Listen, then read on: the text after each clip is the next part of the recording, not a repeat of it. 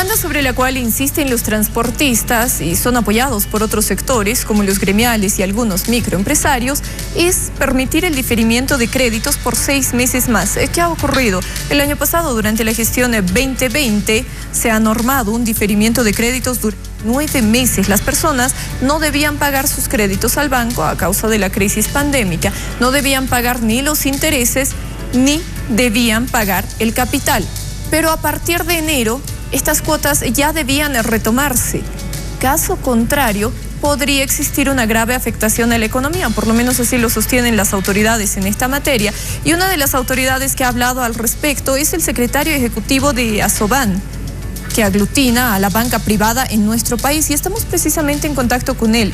Nelson Villalobos, queremos agradecer por los minutos que va a dedicar a Estudio Abierto para conversar acerca de este tema y, de acuerdo a usted, ¿cuál sería la gravedad de ampliar el diferimiento de créditos por 6 meses más? Muy buenas noches, señor Villalobos. Muy buenas noches, María. Un gusto estar en Estudio Abierto. El gusto es todo nuestro. Por favor, adelante. Usted hoy ha brindado algunas declaraciones hablando acerca del terrible efecto que tendría un diferimiento de créditos de 6 meses más en la economía boliviana, que más bien está en un proceso de curación, que busca restablecerse en esta gestión 2021. ¿Por qué? Así es, como tú bien lo referías, estamos saliendo de un periodo de casi 10 meses de haber otorgado como facilidad a todos los prestatarios el diferimiento. Y este diferimiento, por supuesto, ha implicado que durante ese periodo, o sea, 10 meses, la banca no ha percibido los flujos provenientes de la recuperación de créditos. Entonces, obviamente, ha habido una afectación importante a la cadena de pagos en torno al sistema financiero. Se ha debilitado esa cadena de pagos. Si bien el diferimiento ha cumplido un propósito, que era aliviar la carga financiera de los prestatarios, ha sido un tiempo por demás prudente de 10 meses el haber otorgado este beneficio, en vista de que en otros países de la región, este beneficio del diferimiento máximo alcanzó a los 6 meses. Aquí estamos por ya prácticamente 10 meses del diferimiento, habiendo concluido esto el 31 de diciembre del 2020. Sin duda, esto ha tenido un efecto muy importante, muy fuerte en el sistema financiero, justamente porque se ha roto, digamos, ese círculo virtuoso que representa la intermediación financiera. Entonces, la banca se ha visto limitada en la expansión de los créditos, en percibir esos flujos para recolocarlos y reinsertarlos en la economía, y así de esa manera apuntalar lo que requiere el país, que es retornar a la actividad normal, propiciar la reactivación económica. Entonces, al margen de que ya se ha otorgado esto del diferimiento hasta diciembre, la banca hoy está apoyando y está ofreciendo otras alternativas adicionales para poder aliviar aún más la carga que puede existir para cumplir con obligaciones financieras. Estamos hablando concretamente de la reprogramación de operaciones. ¿Qué significa la reprogramación de operaciones? Lo que percibimos es que existe mucha desinformación sobre este tema. La reprogramación de operaciones implica trabajar en un rediseño o en una reformulación de los planes de pagos asociados a una operación. Entendemos que hay sectores que han sido más afectados que otros por el tema de la crisis económica, por el tema de la pandemia y la crisis sanitaria, pero son justamente en esos sectores en los que se ha pensado para favorecer con un diferimiento. ¿Qué significa esto? Trabajar de manera conjunta con los prestatarios en la construcción de un nuevo plan de pagos, de un nuevo programa de pagos, de modo tal de aliviar la carga financiera producto de estos préstamos, otorgándoles adicionalmente el periodo de gracia. Disculpe, señor Villalobos, por favor, pasemos a temas muy concretos. Por ejemplo, ¿usted maneja el monto de cuánto dinero habría dejado de percibir la banca en estos 9 meses de diferimiento durante la pasada gestión? Sí, evidentemente el efecto es muy importante. Estamos hablando de que la banca dejó de percibir un flujo de aproximadamente algo más de 3.800 millones de dólares. Esa es la magnitud del efecto y del quiebre en la cadena de pagos. 3.800 millones de dólares entre capital e intereses. ¿Esto qué significa? En caso de haber percibido este dinero, ¿dónde habría sido reinvertido o cómo se habría redistribuido este dinero? Por eso le menciono el círculo virtuoso de la intermediación. Estos dineros recuperados habrían sido nuevamente canalizados a la economía a través de la expansión crediticia, apoyando y facilitando el acceso al crédito a muchas empresas, familias, personas que requieren de estos recursos, demandan de estos recursos para reactivar su actividad y reactivar su generación de ingresos. Este punto también es sumamente importante. Adelante. La cartera de créditos de la banca año tras año ha venido creciendo a tasas de crecimiento mayores al 10%. ¿Qué ha pasado el año 2020? Ese crecimiento del crédito se ha limitado al 4,5%. Entonces se ve una contracción en la expansión del crédito y eso tiene obviamente un efecto muy importante en la economía y en la dinamicidad de la economía.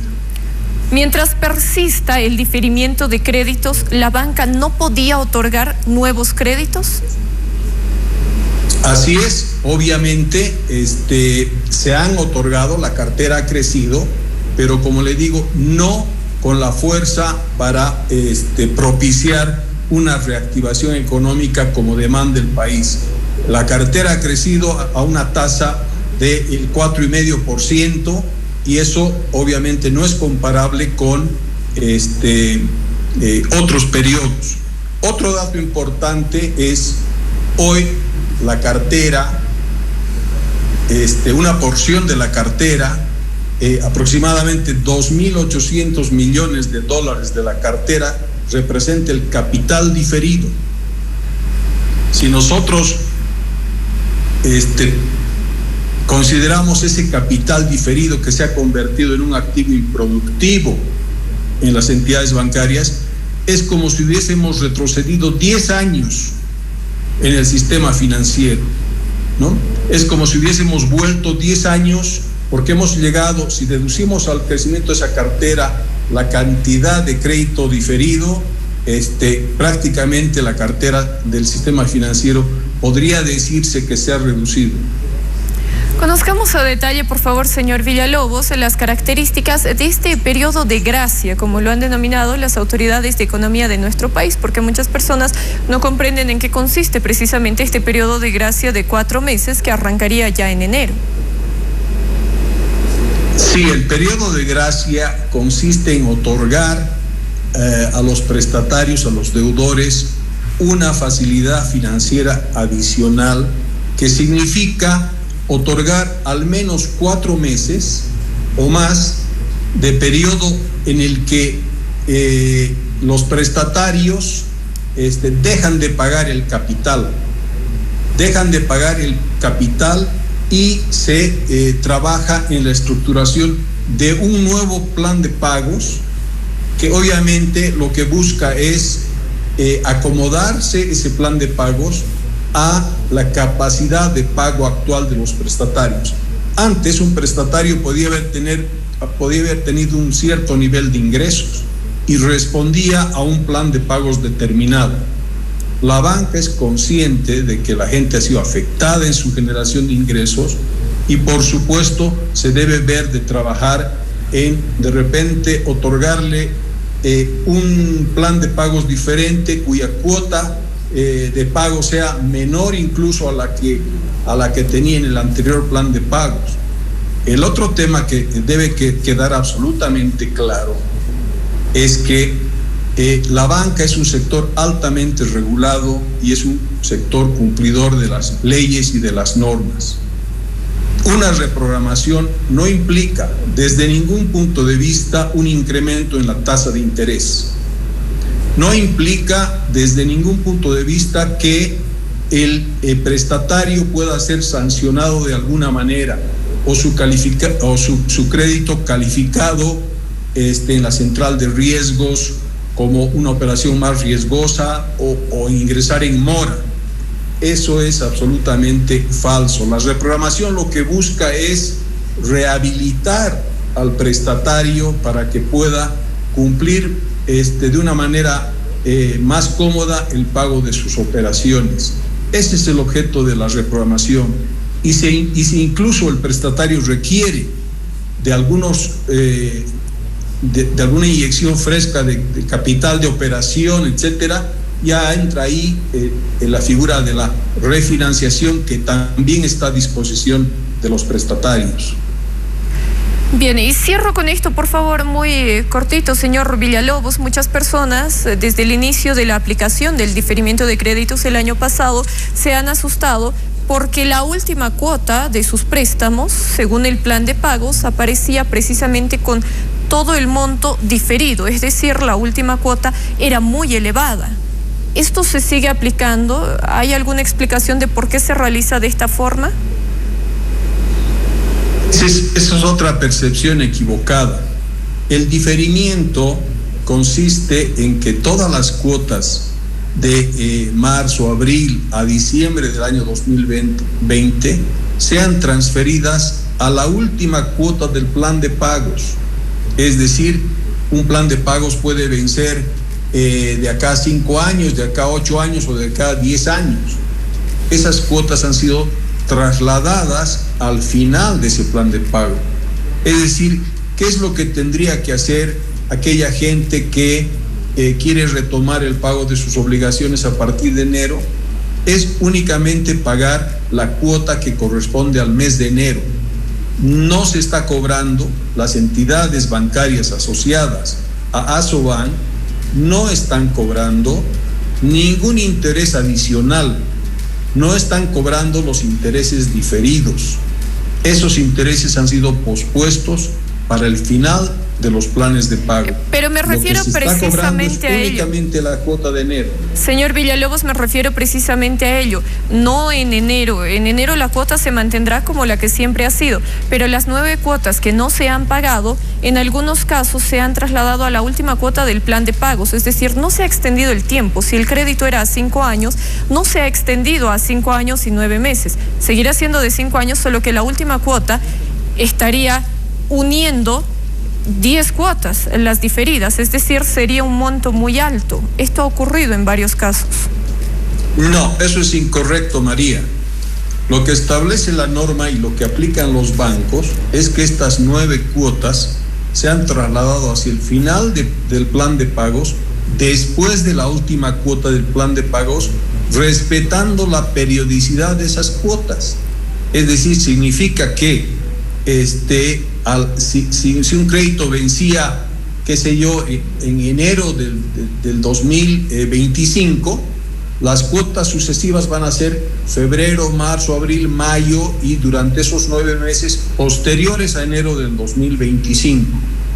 Entonces sí deberá extenderse el plazo. Yo le agradezco por estas aclaraciones, señor Villalobos, son muy importantes también para que las personas puedan conversar con el banco en el cual han accedido al crédito y decirle, ¿verdad? El señor Villalobos, hemos escuchado en entrevista, ha explicado estos puntos en caso de que existiera alguna irregularidad que quizás puede ser una falla de sistema simplemente. Le agradezco mucho, señor Villalobos, por todas estas aclaraciones.